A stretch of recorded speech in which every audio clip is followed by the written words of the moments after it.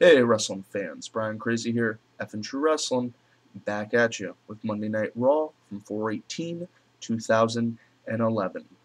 Pretty good night on Raw. We'll jump right into it.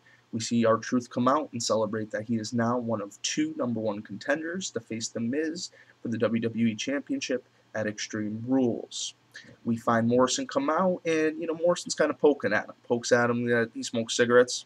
Pokes at him that he had to take a drink of water during the match. Just trying to get under his skin. He's trying to convince him to put that spot on the line. And Morrison's successful, and he ends up doing it.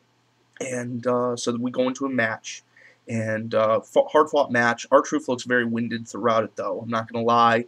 And we end up seeing Morrison pick up the win and become the new #1 contender along with Cena at Extreme Rules.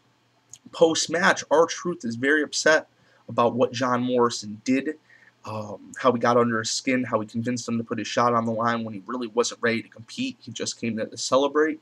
And I mean, R-Truth, I guess this is him cementing his heel turn, or he just doesn't like it when he's fucked with, but he just decimated and dominated John Morrison post-match. Every time they looked like he was going to help him get up, or he was going to walk away, he just goes for another one and another one and another move, and just tore him apart. I mean, really did. I mean, I'm sure that this feud will continue right up into Extreme Rules between these two. Then we see Dolph Ziggler, who's accompanied by Vicky Guerrero, who gets the biggest boo of the night, like always. I love that part of the show. Boo! You can't hear a freaking thing. And the same thing when I went to Raw Live last week. I mean, that closed the place down, man. You couldn't hear it. So Dolph Ziggler debuts a new look. At first, I was like, is that even the same guy? Just jokingly enough. I mean, you could tell in the face it's the same guy. But, yeah, got rid of the blonde, long hair. He's now sporting a shorter, darker hairstyle. And maybe this is his way to become a little more serious of a competitor. I mean, he is a former world heavyweight champion. The situation around him getting that belt was a little controversial, but a win's a win, and regardless, he was a world heavyweight champion. So then we see a tribute video for Edge shown, and then they go into a segment where Alberto Del Rio is going to hold a retirement party for Edge. Now, this possibly can't be good. I guess we'll just have to wait to see SmackDown to find out what happens there. Then we see The Miz come out and talk about Morrison, Cena being the #1 contenders, saying that he wants Alex Riley to get him a chair because he's going to sit in the ring, until, basically he gets his way. And The Miz kind of reveals that it's going to be held inside a steel cage. So odd angle, kind of just burning time yet again.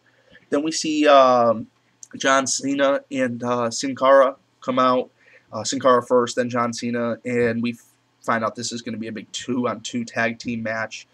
Sin Cara and John Cena worked phenomenally as a tag team. Post-match, they had a nice little celebration, gave each other a hug. Really, that's what we need. We need, it's good to have rivalries, but we also need some people to come together and just have solid contests like we used to. Remember back in the day, you get all three guys that were going to be in the big 3 singles matches and put them against the other 3 guys that were going to be in, their opponents in those matches. And you just see so much hype and so much build and so many more stars highlighted night per night. Then we go into Eve against Nikki Bella. Eve did pick up the win in this non-title contest.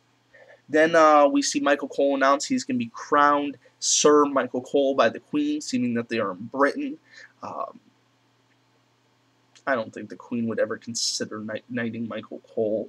Then we see this whole thing where he insists that King and JR are going to kneel at his feet, and Swagger forces them to do so. So the rest of the show is now called by Josh Matthews and Cole. And then we see CM Punk and Randy Orton are going to be coming up soon.